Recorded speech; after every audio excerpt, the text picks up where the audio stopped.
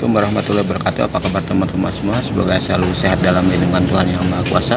Pada kesempatan kali ini saya mau berbagi lagi pada teman-teman, yaitu cara mencegah patek atau yang lebih dikenal dengan penyakit antranoksa pada tanaman cabai. Yang mana pada awal video tadi sekalian saya sortir, teman-teman juga bisa lihat ya, yang mana di kebun saya ini alhamdulillah patek atau antranoksa pada buah cabai di kebun rumah saya tidak ditemukan, jarang sekali ya, sudah saya temukan. Kemungkinan ada satu atau dua, mana pada bulan ini udah termasuk musim hujan ya, baik tentunya di sebagian besar daerah-daerah di Indonesia, terlebih di daerah saya ini, daerah Bogor, dan terkenal dan identik dengan kota hujan. Dan pada kesempatan kali ini kembali lagi saya di sini mau berbagi cara-cara yang mudah, cara yang murah, cara yang praktis untuk mencegah datangnya patek atau antranoksa pada tanaman cabai. Yang saya telah tunjukkan bukti bahwa dengan sebuah pencegahan kita bisa memaksimalkan perawatan tanaman cabai kita dari serangan patek atau antranoksa, yang mana pada umumnya di waktu musim hujan ini tumbuhan kita atau tanaman cabai kita sering mengalami kelembaban suhu pada media tanam, yang mana serangan patek atau serangan antranoksa tersebut lebih sering menyerang pada keadaan tanaman seperti tanaman cabai yang lembab di saat masa generatif atau masa pembuahan, yang mengakibatkan teman-teman sendiri tahu, yaitu buahnya seperti yang busuk ya, yang busuk dalam artian di sini terserang patek dan bakteri. Adapun cara-caranya saya bagikan 3 cara yang mudah kepada teman-teman. Yang pertama yaitu selalu perhatikan drainasi air pada media tanam dan juga tumbuhan kita pada media tanam kita. Terlebih di musim hujan ini kita jarang menyiram tanaman kita dikarenakan hampir setiap hari hujan turun membasahi media tanam. Alangkah baiknya apabila dengan pencegahannya kita bisa melakukan dengan menutup dengan mulsa, baik itu mulsa plastik ataupun mulsa organik untuk musim hujan yang pernah saya dijelaskan dalam sebuah video. Dan notabene selain kita memperhatikan media tanam, drainasi air untuk menjaga kelembaban tersebut, sebisa mungkin tanaman kita yang mana identiknya kalau petani rumahan itu di polybag ditanamnya ya, tanaman cabai itu dari media tanam polybag, sebisa mungkin terkena matahari setiap harinya, terkecuali di saat cuaca musim hujan itu ekstrim, yang mana sehari full hujan terus. Itu kemungkinan di bulan-bulan Februari ya bisa terjadi ya. Kalau misalnya bulan-bulan ini hujannya masih turunnya di saat sore hari ataupun sesekali di pagi hari, kita masih bisa maksimalkan dengan menjemurnya, meletakkan apabila tanaman tersebut, tanaman cabai teman-teman ada di halaman rumah yang jauh dari sinar matahari, yang terkena jarang-jarang sinar matahari ataupun terkena sinar matahari di waktu sore hari, yang mana sore harinya sering hujan, teman-teman bisa meletakkan atau memindahkan di tempat yang terkena sinar matahari di pagi hari. Ataupun seperti saya ini apabila menggunakan paranet, karena sebagian tanaman cabai saya ada yang menggunakan paranet, ada yang langsung terkena matahari ya teman-teman, gunakan paranet yang ketegangannya sebisa mungkin yang di bawah 80-75%, agar sinar matahari itu bisa menyeimbangi kelembaban yang ada di media tanam dikarenakan ujuran hujan di setiap harinya, setiap sorenya.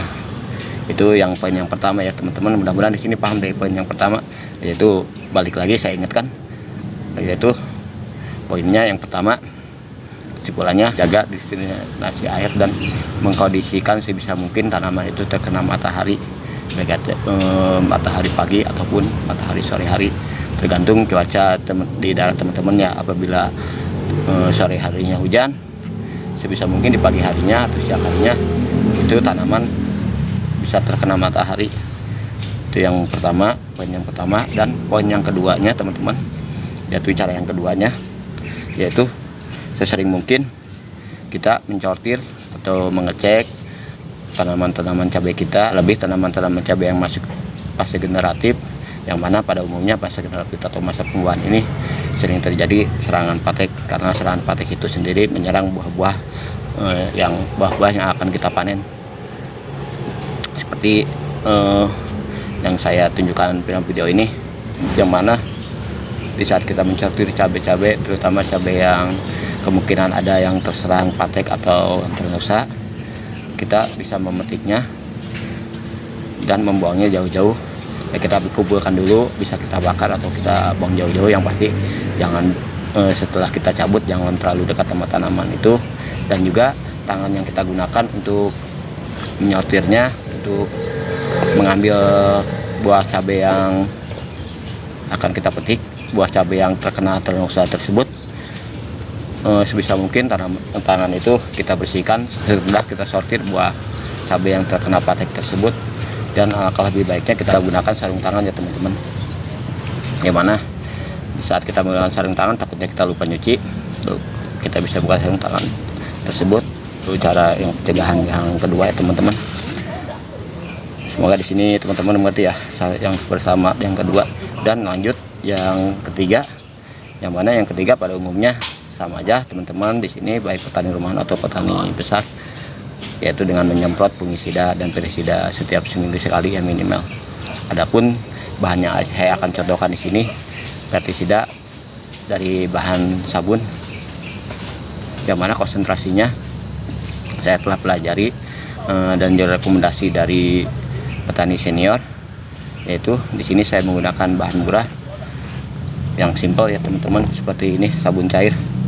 Namanya sabun cair ini saya akan gunakan untuk pencegahan patek atau antranosa. Oke teman-teman semua, berikut adalah bahan-bahan yang saya siapkan, yaitu bahan yang sangat murah, yang mana sering ada di dapur kita, yaitu dari sabun cuci piring. Di sini saya siapkan sabun cuci piring, berikut takarannya, dan juga yang paling simpel hitungannya itu air 1 liter, yang mana sabun cuci piring ini saya konsentrasikan sekitar 5 mili ya teman-teman.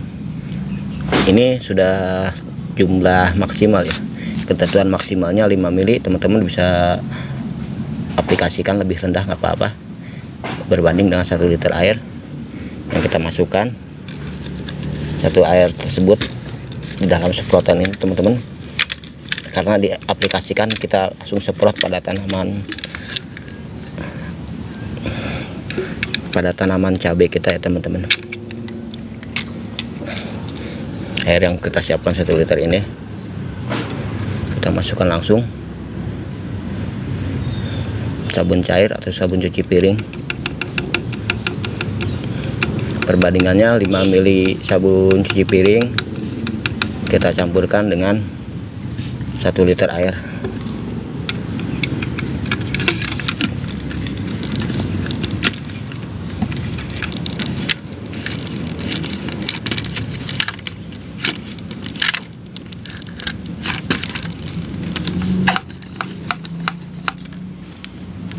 Dan kita siap aplikasikan pada tanaman. Setelah kita kocok, kita siram pada buah dan tangkai, juga daun cabai teman-teman, dan pada tanaman cabai tersebut. Dan kita lakukan minimal 1 minggu sekali. Oke teman-teman semua, itu tadi cara saya mencegah patek atau serangan antranosa pada tanaman cabai saya dengan cara yang mudah dan bahan yang murah, yang mana kembali saya sebutkan, yang pertama itu kita selalu memperhatikan drainase air, dan sebisa mungkin tanaman kita terkena matahari, terkena sinar matahari langsung, baik di pagi atau sore hari.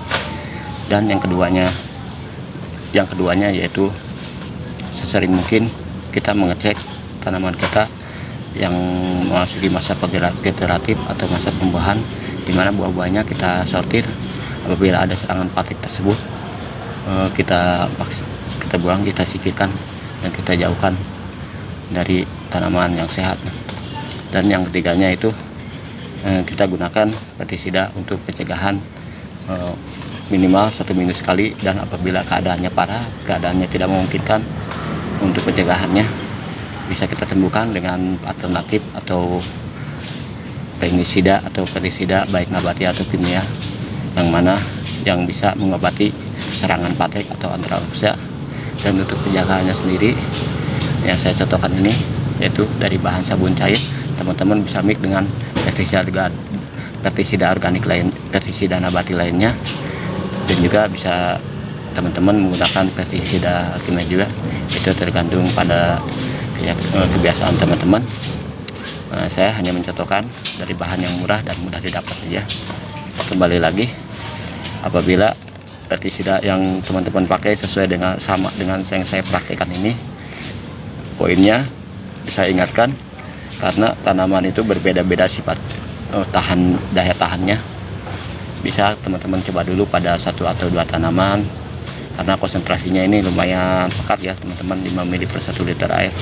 Bisa teman-teman coba pada 1-2 tanaman, apabila cocok dan kuat tanaman itu bisa berlanjut pada 4 atau 5 dan seterusnya.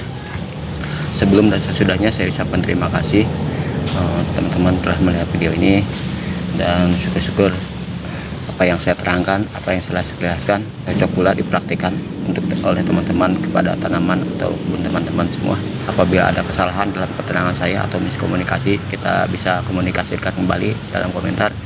Sekian video ini, saya pamit. Assalamualaikum warahmatullahi wabarakatuh.